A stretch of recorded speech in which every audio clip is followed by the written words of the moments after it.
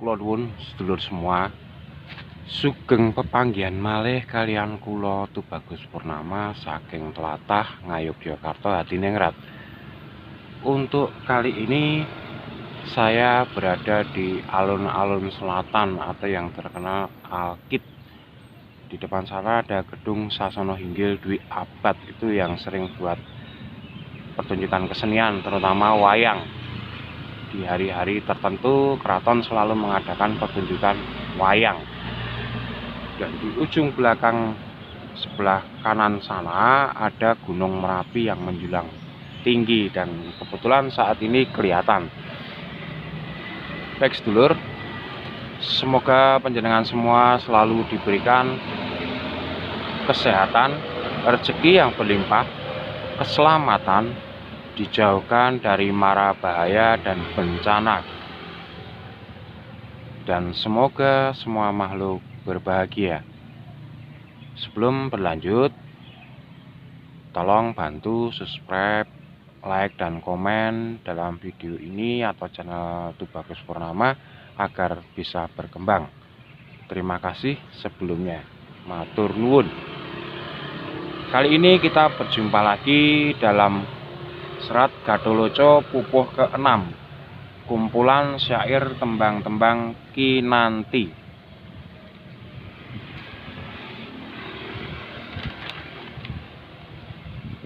Diceritakan di pupuh ke-5, sang guru meninggalkan pondok Cepekan. Kemudian Gatholoco mewejang murid-muridnya. Antara lain wejangannya adalah, sekarang aku hendak bertanya, apakah kalian benar-benar telah mantap lahir batin mengakui aku sebagai bapa kalian? Jika memang sudah mantap lahir batin, ikutilah nasihatku ini. Akan tetapi janganlah gampang meremehkan ilmu orang. Jika gampang meremehkan ilmu orang, maka akan mendapatkan kesempitan, sempit kemuliaan diri. Semua anak-anakku, jawablah perlambang yang aku uraikan ini. Ada apakah di tengah keheningan malam? Apakah yang menyelimuti terangnya siang hari? Apakah sesuatu yang tidak ada itu? Sesungguhnya di manakah?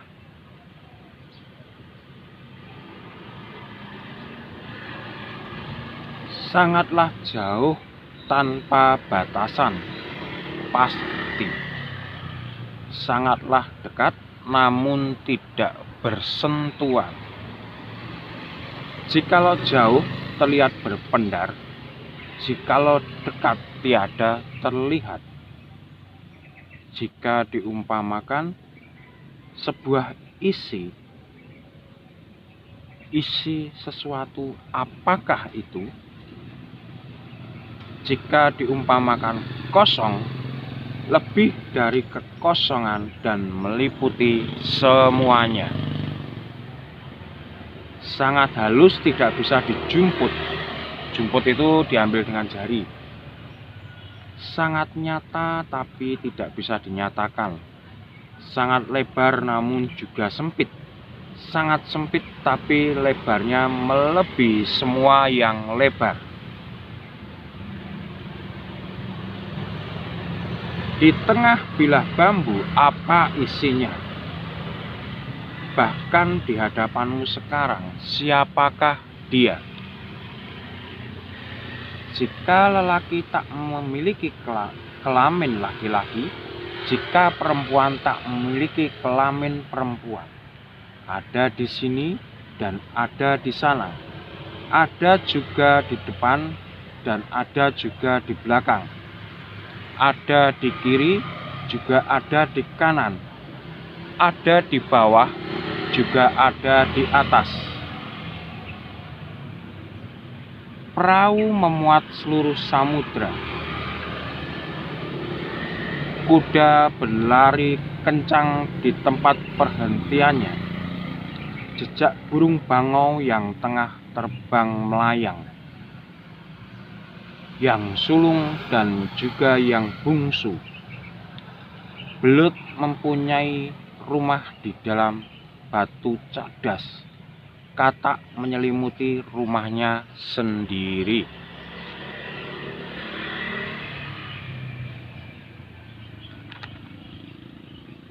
Orang bisu tapi bersuara keras. Ayam jago berkokok di dalam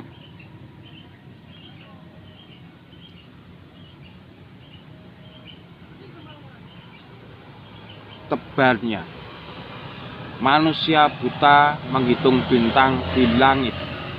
Manusia cebol gapai langit. Manusia lumpuh keliling dunia. Di manakah kediaman angin? Di manakah inti air? Di manakah pusatnya tumbuhan kangkung?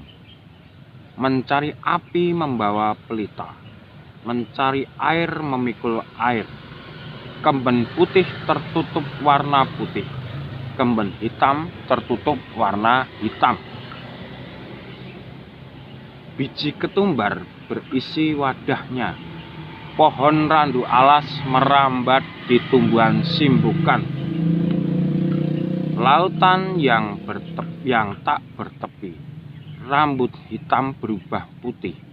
Warna putihnya dari mana? Dan di mana hilangnya warna hitam tadi? Dan lagi, jika pelita padam, kemana perginya nyala api? Carilah hingga ketemu, manakala tidak bisa mengetahui akan sia-sia, tidak akan sempurna ilmu kalian.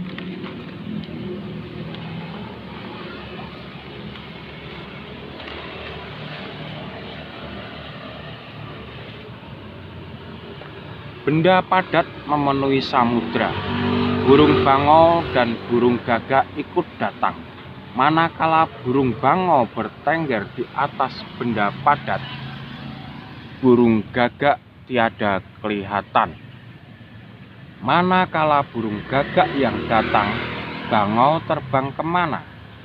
Nah, di sini dimaksudkan benda padat itu adalah jasad atau materi. Samudra itu dunia materi. Gagak itu adalah suksma, bangaunya itu adalah atma. Oleh karenanya, harus bisa memahami, wahai kalian semua anak-anakku, seluruh pelambang ilmu sejati ini, renungkanlah. Jika bisa memahami, akan menemukan kesejatian, sejatinya rasa, rasa sejati di dalam samudra kehidupan ini. Segala rahasia akan cepat tersingkap. Benar-benar perhatikan ucapanku ini dengan sepenuh pendengaran serta sepenuh penglihatan kamu. Tiada lagi kebenaran kedua yang menjadi sifatnya. Di sini diartikan tunggal, tidak mendua. Jangan ragu, jangan bimbang. Bahkan pujianmu itu adalah zatullah. Rasakan benar-benar saat di tengah kelaparan. Ini artinya tidak makan di tengah penderitaan. Juga rasakan benar-benar saat kamu meminum air. Ini digambarkan saat gembira. Di tengah bersembayang pun rasakanlah rasa zatullah. Yang sudah mampu melihat semua ini adalah Allah. Itu yang dinamakan sholat daim, abadi, tidak terputus, tidak terbatas waktu. Ada lagi yang disebut martabat, tentang kasdu, takrul, serta ta'yin. Yang disebut kasdu adalah maksud atau fokus dari niat, kesadaran yang menjadi pegangan, sedangkan takrul artinya akhir dari niat tersebut atau tercapainya kesadaran sejati, sedangkan ta'yin artinya sungguh-sungguh melihat bukti kuasa dari niat tercapainya puncak kesadaran. Sesungguhnya yang disebut kasdu adalah iman, keyakinan. Yang disebut takrul adalah tauhid atau tauhid, kesatuan yang tunggal. Yang disebut ta'yin adalah makrifat, menyaksikan kesejatian. Iman ada yang harus dibuat dengan niat penuh dan kepasrahan, hilangkan segala kebimbangan, hanya melihat kepada Allah semata. Tauhid adalah menyadari kesatuan gerak badan dan diam, menyadari dengan penuh kesadaran bahwa semua penglihatan ini, pendengaran ini, berikut ucapan ini, serta seluruh gerak pikiran ini, semua adalah perwujudan yang widi. Mendengar hingga berkata adalah Allah yang menggerakkannya. Jangan ragu-ragu lagi. Fokuskan kesadaran bahwa semua ini adalah yang widi. Sedangkan ma'rifat adalah diamnya gerak, penglihatan, pendengaran, pengucapan. Wujud dan kepribadian kalian yang nyata sesungguhnya adalah bila tasbih atau tidak ada yang dipuji lagi, tidak ada dua, hanya Allah saja yang diam dan bergerak ini. Pendengaran dan penglihatan sangat nyata keadaan ini. Jangan ragu, jangan bimbang lagi akan rahasia dirimu. Apa yang kamu ucapkan dan yang mengucapkan tak lain adalah yang maha suci itu sendiri. Senantiasa waspada dan ingat dalam kesadaran. Tiada lain lagi apabila kamu ditanya apa yang widi kehendaki atas dirimu, jawablah menyadari dan mengerti yang widi itu sendiri, sehingga tercurah ilmu Tuhan yang maha suci. Jika ada lagi pertanyaan, siapa yang mengucap dan melangkah, berdiam dan bergerak ini? Jawablah, yang mengucap adalah yang suksma, yang melangkah adalah yang widi, yang berdiam dan bergerak adalah dia yang sulit dicari, tak lain adalah yang suksma sendiri. Manakala ditanya, berapakah martabat penglihatan atau ruh? Jawablah, ada 3 perkara. Tasnif atau tasnif penilaian, insan kamil atau manusia sempurna. Yang kedua, kadil kapri. Kadil adalah mengecewakan, kapri adalah gurun. Gurun yang mengecewakan, maksudnya penglihatan palsu. Yang ketiga, tasnif artinya idep, penilaian kesadaran untuk melihat. Insan kamil adalah penglihatan yang sempurna, sudah menjadi ruh ilafi atau ruh idlofi, atau penglihatan yang telah luluh sempurna kepada yang dilihat. Wahyu maksudnya bagi mereka yang penglihatan ruhnya jernih, maka disebut mendapatkan wahyu. Oleh karenanya wajib bagi kalian mengetahui perbedaan di saat kalian hendak melihat kesejatian, perbedaan nabi, wali maupun mukmin. nabi akan stabil penglihatannya. Sedangkan di bawah tingkatan itu masih labil, yaitu wali dan mukmin. Berapakah martabat atau tingkatan dari lelaku itu? Jawablah, ada 2 perkara. Yang pertama, bagaikan api. Yang kedua, bagaikan angin. Bagaikan api maksudnya mencari inti panasnya diri pribadi. Dengan cara itu akan cepat mencapai tingkatan kepasrahan. Bagaikan angin maksudnya mencari sesuatu yang tidak dapat dicari, di mana yang tidak dapat dicari tersebut sesungguhnya tidak perlu dicari jauh-jauh. Berapa tingkatan tentang badan? Yang pertama, bagai bulan di tanggal 4. Yang kedua, bagai bulan di tanggal 9. Yang ketiga, bagai bulan yang muncul di tanggal 14. Tanggal di sini adalah tanggal Jawa maksudnya. Bulan muncul di tanggal 4 itu bulan tidak kelihatan, berarti lahir batin masih nampak tersirat. Bulan yang muncul tanggal 9 yaitu bulan Sabit, yang material multi, luluh dan sirna karena keberadaan Tuhan mulai nyata. Bulan yang muncul tanggal 14 berarti seluruh kehendak telah sama, manunggal, sama dengan yang menciptakan alam. Sudah mencapai tingkatan tertinggi keberadaan kawula atau hamba, tidak sengaja telah menjadi keberadaan Gusti yang sejati dan benar-benar terjadi. Berapakah tingkatan dari etika?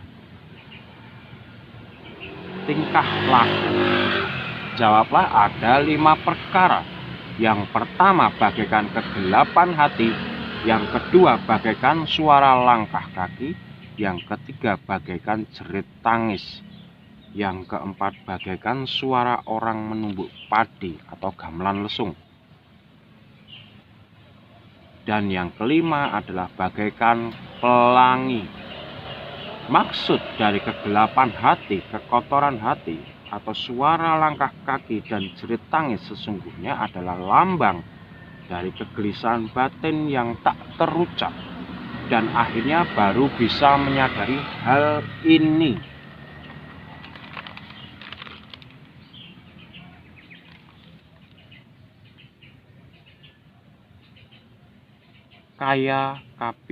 Koyo kapilaku itu artinya kekotoran hati, jerit tangis, langkah kaki adalah rintangan mencapai kesucian. Seharusnya kita malu jika tetap memelihara hal semacam itu. Itulah ketetapan dari yang hendak belajar berserah total. Nah, di sini pelangi maksudnya bersifat jamalullah atau cantik. Suara orang nutu adalah lambang ucapan yang telah keluar.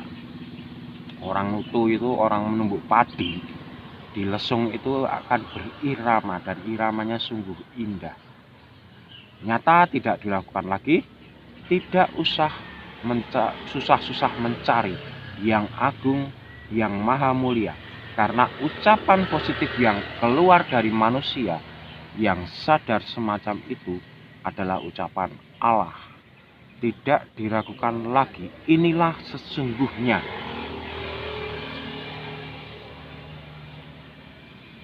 Kemudian tingkatan tentang bumi. Jawablah, ada 3 perkara. Bumi ini disebutkan manusia sebetulnya. Yang pertama adalah zat idlofi, roh yang menguatkan suksma sarira.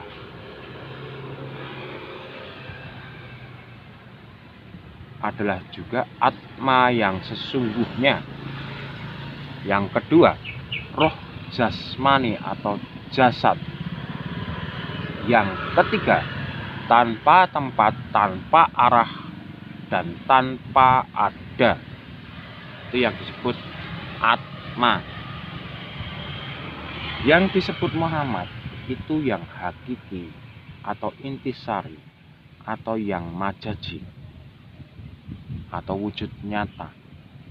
Maka jawablah, yang dinamakan Muhammad itu adalah seorang nabi, tetapi hakikatnya yang disebut Muhammad itu tidak lain adalah Zatullah, zat Allah yang menambah kekuatan bagi semesta energi ilahi. Nabi Muhammad itu ada yang majazi, wujud manusia di Arab, tapi ada juga perwujudan Zatullah.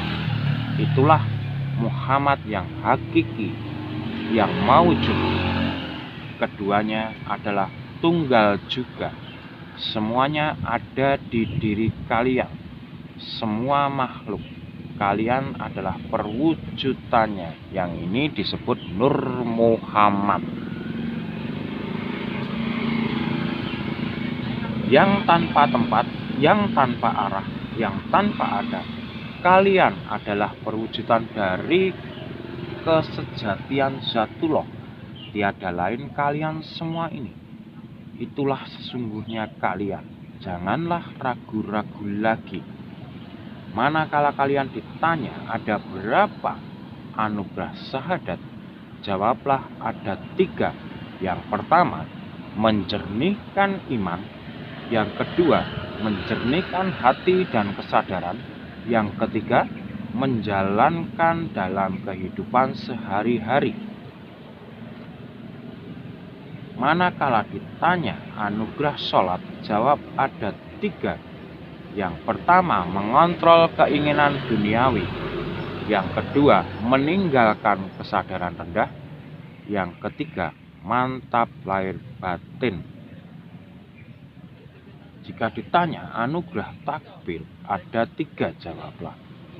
Yang pertama, pengetahuan. Yang kedua, mengetahui.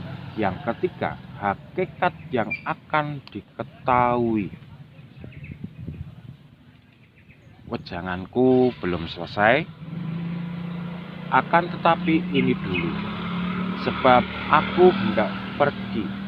Tidak akan lama dan aku akan kembali lagi ke sini untuk mengajarkan kalian lagi, agar semakin bertambah kesadaran kalian.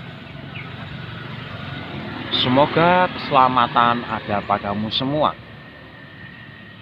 Sekarang relakan aku pamit.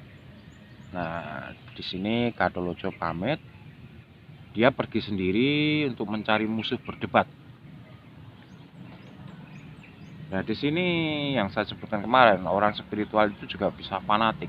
Maka Gatholoco diliputi perasaan takabur dan sombong. Dengan kesombongan dan ketakaburan itu, maka kelakuannya justru semakin sangat mengherankan.